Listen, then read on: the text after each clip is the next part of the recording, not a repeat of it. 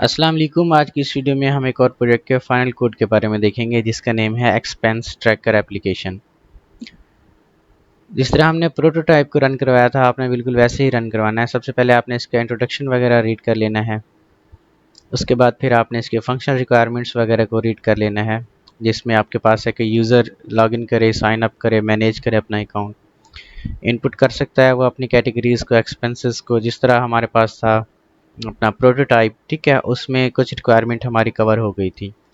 बाकी की जो रिक्वायरमेंट है आपकी वो हमारी यहाँ पे रहती हैं। तो हम देखेंगे, डायरेक्ट कोड पे चलते हैं कि किस तरीके से आपने कोड को रन करवाना है। हमने आपको जिप फाइल दी होगी कुछ इस तरीके से, आपने इसको अनजिप करना है। इसके अंदर आपको ये फाइल्स मिल जाएंगी, फाइनल रिपोर्ट और स्लाइड्स। इनके अंदर जो चेंजेस का हमने आपको वीडियोस का लिंक दिया हुआ है, आपने चेंजेस भी कर लेनी है। देन कोड है उसको अनजिप करना है, तो आपके पास इस तरह का एक फोल्डर बन के आ जाएगा।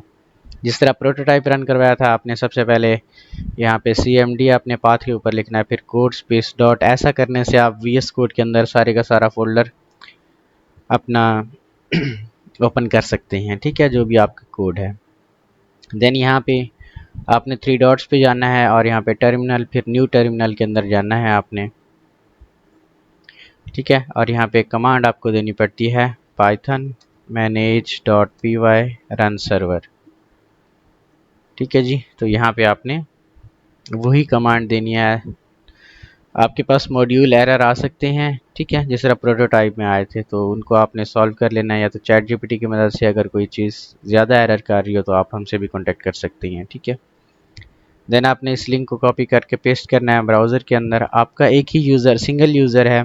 ठीक है, वैसे इसका एडमिन साइट भी आप देख सकते हैं, लेकिन सिंगल यूज़र एप्लीकेशन है आपके पास। तो यहाँ पे रजिस्टर करना है आपने। यूज़र नेम हम यहाँ पे डाल देती हैं Farouk125। पासवर्ड इसका आपके पास आ जाएगा। जिस तरह प्रोटोटाइप में ये सारे रिक्वायरमेंट्स हमने कवर कर ली थी, तो दोबारा से इनको रिपीट करने की वैसे ज़रूरत नहीं है हमारे पास। ठीक है, जैसे ही आपका यूज़र लॉगिन करता है, रजिस्टर करता है, तो यहाँ पे आप लॉगिन करते हैं। यहाँ पे सबसे पहले वो अपने डैशबोर्ड पे जाता है। चाहे तो अपनी प्रोफाइल को भी मैनेज कर सकता है, फर्स्ट नेम, लास्ट नेम, सारी चीज़ें यहाँ पे।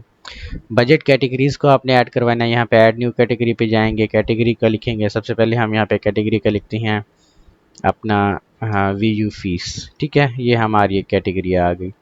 इसके अंदर हम लिखते हैं कि इनकम कहाँ से आनी है हमारी। ठीक है, जो हमारी रिक्वायरमेंट थी कि आपने इनकम वगैरह भी यहाँ पे डालनी है। ठीक है, user can view history of detail transaction sorted by date categories, ये वाले हमने करना था। फिर यूज़र अपना बजट वगैरह भी सेट कर सकता है। ठीक है, और बजट लिमिट सेट कर सकता है, इनकम वगैरह और एक्सपेंसेस को कैटेगराइज कर सकता है। ये रिक्वायरमेंट आपकी फुलफ़िल हो गई थी वैसे प्रोटोटाइप के अंदर ही। ऐड इनकम पे क्लिक करेंगे। यहाँ पे कितनी अमाउंट आपने कमाई है, सोर्स उसका कहाँ है, सोर्स ऑफ इनकम यहाँ पे आप लिख सकते हैं। हम कहते हैं जी ऑनलाइन वर्क, और यहाँ पे इसको 3000 कर लेते हैं। किस डेट को आपने इसको कमाया है, तो आप कोई भी डेट यहाँ पे लिख सकते हैं। नोट्स वगैरह पे जाके आप नोट्स, ऐड इनकम पे क्लिक करेंगे तो इनकम भी आपकी ऐड हो जाएगी। आप इनको एक्सपोर्ट भी कर सकते हैं CSV फाइल के अंदर जो आपकी इनकम है। ठीक है, जिस तरह हमारी रिक्वायरमेंट थी।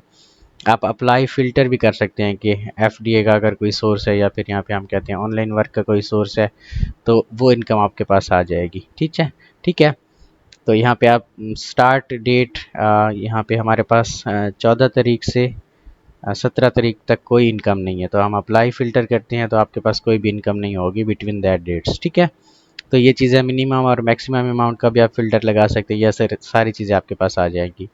देन एक्सपेंसेस हैं आपके पास। एक्सपेंसेस में आपने यहाँ पे स्टार्ट डेट, ये फ़िल्टर बिल्कुल वैसे ही काम करेंगे आपके पास। आपने ऐड एक्सपेंसेस करना है। ठीक है, जैसे कि यहाँ पे मैंने 300 VU की फ़ी को पे किया है, किस डेट को पे की है आप डेट सेलेक्ट कर सकते हैं। ऐड एक्सपेंस पे क्लिक करेंगे तो आपका एक्सपेंस भी ऐड हो जाएगा। यहाँ पे आप फ़िल्टर बाय कैटेगरी कर सकते हैं, फ़िल्टर बाय डेट्स वगैरह कर सकते हैं, मिनिमम और मैक्सिमम अमाउंट्स का भी कर सकती हैं। देन आपका यहाँ पे बजट है, यहाँ पे आप बजट वगैरह भी सेट कर सकते हैं। यहाँ पे हम ऐड न्यू बजट पे क्लिक करते हैं कि जो VU का फ़ीस है इस कैटेगरी के अंदर हम अमाउंट सेट करते हैं जी 3000।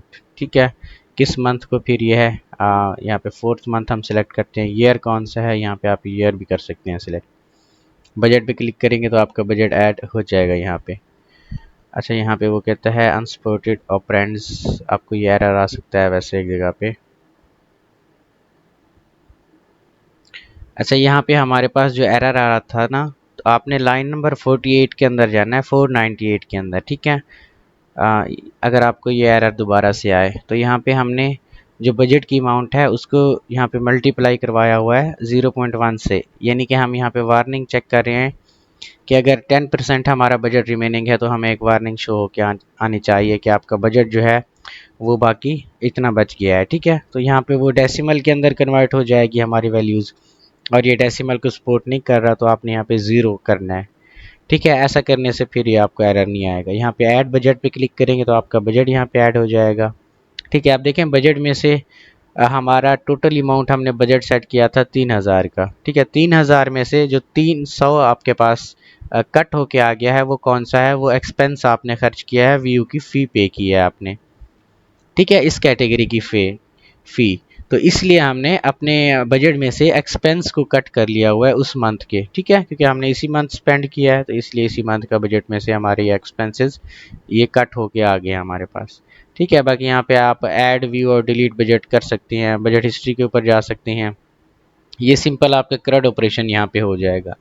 جو مین چیز ہے آپ کی وہ آپ کے ڈیش بورڈ کے اوپر ہے، یہاں پہ بھی آپ کو ایک ایرر آ رہا ہے، اور اس ایرر کو بھی ہم دیکھتے ہیں لائن نمبر 46 کے اوپر یہ ایرر ہے۔ ابھی تک ہم نے آپ کو یہ کوڈ دیا نہیں ہے کیونکہ پہلے ہی ہم ویڈیو ریکارڈ کر کے چیک کرتے ہیں کہ اگر کوئی ایرر آتی ہیں تو ہم خود سے سولو کر کے آپ کو دیں۔ اگر پھر سے بھی آپ کو کوئی ایرر آ رہا ہے، جیسے یہ یہاں پہ دیکھیے، یہاں پہ بھی ہم نے 0.1 کے ساتھ ملٹیپلائی کیا تھا اس لیے ایرر آ رہا ہے۔ ابھی اس کو ہم ریفریش کرتے ہیں تو ہمارے پاس کوئی بھی ایرر نہیں آئے گا، ٹھیک ہے۔ ابھی دیکھیں ٹوٹل انکم آپ کے پاس کتنی تھی؟ 3000 آن لائن ورک کے ساتھ۔ ٹوٹل ایکسپنسز آپ کے پاس کتنے تھے؟ آپ نے ایکسپنس کیے ہوئے ہیں 300۔ ٹوٹل سیونگز آپ کے پاس کتنی رہ گئی ہیں ابھی؟ 2700، ٹھیک ہے۔ سپینڈنگ یہ منتھلی سپینڈنگ ہے کہ آپ نے 4th منتھ کے اندر کتنا سپینڈ کیا ہے؟ 300۔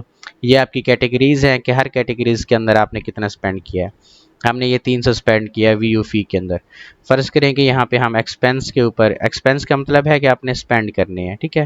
ہم ایک اور کیٹیگری کے لائک فوڈ کی کیٹیگری ہے، اس کے اندر ہم نے 2000 سپینڈ کیا ہے، تو ایڈ ایکسپنس پہ کلک کرتے ہیں، ایکسپنس ایڈ ہو جائے گا، بجٹ میں جاتے ہیں تو بجٹ یہاں پہ آپ کو شو ہو جائے گا، ٹھیک ہے، کہ بجٹ کے اندر آپ کی سیونگز کتنی آ گئی ہیں۔ سیونگز آپ کی 700 باقی بچ گئے ہیں، ایکسپنسز آپ کے 2300 ہو گئے ہیں، ٹھیک ہے۔ اس منتھ کے اندر آپ کی منتھلی سپینڈنگ 2300 ہے۔ یہاں پہ دیکھیں آپ کیٹیگری یہاں پہ آپ کی چینج ہو گئی ہے۔ چارٹس وغیرہ ہم نے بنانے تھے، ہم نے یہاں پہ چارٹس وغیرہ بنائے ہوئے ہیں، ٹھیک ہے۔ تو اس میں اگر ٹیچر کہیں کہ یہ ڈالر کا سائن ریموو کر کے آپ نے آر ایس کا سائن یہاں پہ لگانا ہے، تو یہ ٹیمپلیٹس کے اندر ہم نے لگایا ہوا ہے۔ آپ نے ٹیمپلیٹس والے فولڈر کے اندر جانا ہے، یہاں پہ اپنے ڈیش بورڈ والے پیج کے اندر جانا ہے اور یہاں پہ ڈالر کو سرچ کرنا ہے۔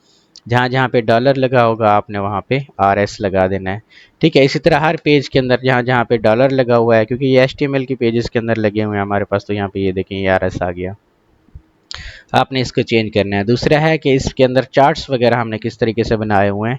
اس کے اندر جو چارٹ ہے ہم نے وہ جاوا اسکرپٹ کی مدد سے بنائے ہوئے ہیں۔ اگر یہاں پہ آپ کو دکھا دیں، ہم یہ تھوڑا سا آپ کو سرچ کرنا پڑے گا، جاوا اسکرپٹ کی لائبریری ہوتی ہے chart.js، اس کی مدد سے ہم نے چارٹس وغیرہ بنائے ہوئے ہیں، جس میں ہم نے ایک پائی چارٹ بنایا ہوا ہے، اس کی ہم نے کیٹیگری کے اوپر ڈسٹریبیوٹ کیا ہے، اور دوسرا ہم نے بار چارٹ بنایا ہوا ہے جو کہ منتھلی سپینڈنگ کا چارٹ ہمارے پاس ہے، یہ اس کا کوڈ یہاں پہ بڑا ہوا ہے، ٹھیک ہے۔ کلر وغیرہ آپ ان کا یہاں سے چینج کر سکتے ہیں، ٹیچر موسٹلی کلرز وغیرہ چینج کرواتے ہیں، تو آپ نے یہ اپنے طریقے سے چینج کر لینے ہیں، ٹھیک ہے۔ باقی ان کا جو اوریجنل کوڈ ہے کہ یہ کس سیکشن میں ہے، تو یہ چارٹس کا سیکشن ہم نے یہاں پہ لگایا ہوا ہے، یہ دونوں چیزیں آپ کے پاس آ جائیں گی، ٹھیک ہے۔ باقی ویسے موڈیفیکیشن آپ کو کرنے کی ضرورت نہیں پڑے گی کیونکہ ہم موڈیفائی کر کے ہی دیں گے آپ کو کوڈ، لائک ایرر وغیرہ نہیں آئیں گے۔ اگر پھر بھی آپ کے پاس کوئی ایرر آئے تو آپ ہم سے واٹس ایپ پہ پوچھ سکتی ہیں، ٹھیک ہے۔ تو یہ آپ کا پروجیکٹ تھا۔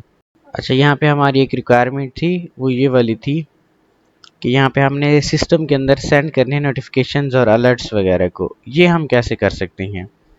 تو اس کے لیے یہاں پہ دیکھیں ہمارا جو بجٹ ہے اس کی اگر لمٹ ایکسیڈ ہوگی تو ہمارے پاس یہاں پہ نوٹیفیکیشن آئیں گے۔ تو فرض کریں ہم بجٹ سیٹ کرتے ہیں کسی ایک کیٹیگری کا، کیونکہ کیٹیگری وائز ہم سیٹ کر رہے ہیں بجٹس کو۔ ہمارے پاس گفٹ کی کیٹیگری، ہم کہتے ہیں کہ ہم نے 300 کے گفٹ خریدنے ہیں کس مہینے کے اندر؟ 4th منتھ، کیونکہ ابھی 4th منتھ چل رہا ہے نا، تو 2025 ہے، ٹھیک ہے۔ یہاں پہ ایڈ بجٹ پہ کلک کرتے ہیں تو ہمارا بجٹ ایڈ ہو گیا اس مہینے کے لیے 300 کا، کہ ہم نے کس کیٹیگری کے اندر ایکسپنس کرنے ہیں؟ گفٹ کے اندر۔ اب یہاں پہ ایکسپنس کے اوپر جائیں گے، یہاں پہ ہم ایکسپینس کرتے ہیں ہم یہاں پہ 3000 کا گفٹ لے لیتے ہیں کوئی ایک، ٹھیک ہے، ہمارے پاس جو بجٹ ہے گفٹ کے لیے وہ 300 کا ہے، ٹھیک ہے۔ اب یہاں پہ جیسے ہم ایڈ ایکسپینس پہ کلک کریں گے تو یہاں پہ آپ کو نوٹیفیکیشن آ جائے گا کہ you are exceeding your budget for gift, کہ اس کیٹیگری کے اندر آپ کا جو بجٹ ہے وہ ایکسیڈ کر گیا ہے۔ یہاں پہ آپ بجٹ کے اوپر بھی جا کے دیکھ سکتے ہیں، یہاں پہ پھر وہ کہے گا کہ ریمیننگ بجٹ ایکسیڈڈ، ٹھیک ہے، یعنی کیٹیگری وائز یہاں پہ بجٹس کو چیک کر رہے ہیں۔ یہاں پہ آپ کے ہوم پیج کے اوپر بھی نوٹیفیکیشن یا الرٹس وغیرہ یہاں پہ آپ کو آ جائیں گے کہ بجٹ فار گفٹ ایکسیڈڈ۔ یہ الرٹس کیسے جنریٹ ہو رہے ہیں آپ کے پاس؟ یہ والے جو الرٹس جنریٹ ہو رہے ہیں وہ آپ کے ڈیش بورڈ ویو کے اندر جنریٹ ہو رہے ہیں، ٹھیک ہے۔ یہاں پہ پریپیئر الرٹس کا یہاں پہ ہم نے ایک ارے بنائی ہوئی ہے، اس ارے کے اندر پھر ہم نے ایک فارمولا لگایا ہوا ہے کہ ریمیننگ بجٹ آپ نے کیسے یہاں پہ کیلکولیٹ کرنا ہے۔ بجٹ کی اماؤنٹ کو آپ نے ٹوٹل سپینڈنگ میں سے مائنس کر دینا ہے، اگر ریمیننگ اماؤنٹ آپ کی 0 سے نیچے ہو تو یہاں سے پھر آپ نے اس کو کہنا ہے کہ آپ کی جو لیمٹ ہے وہ ایکسیڈ ہو گئی ہے، ادروائز یہاں پہ وارننگز وغیرہ شو کرتے رہنے ہیں اگر بجٹ اس کے ساتھ آ گیا تو، ٹھیک ہے۔ تو یہ الرٹس وغیرہ آپ کو اس طریقے سے جنریٹ ہو کے یہاں پہ ڈسپلے ہو جائیں گے۔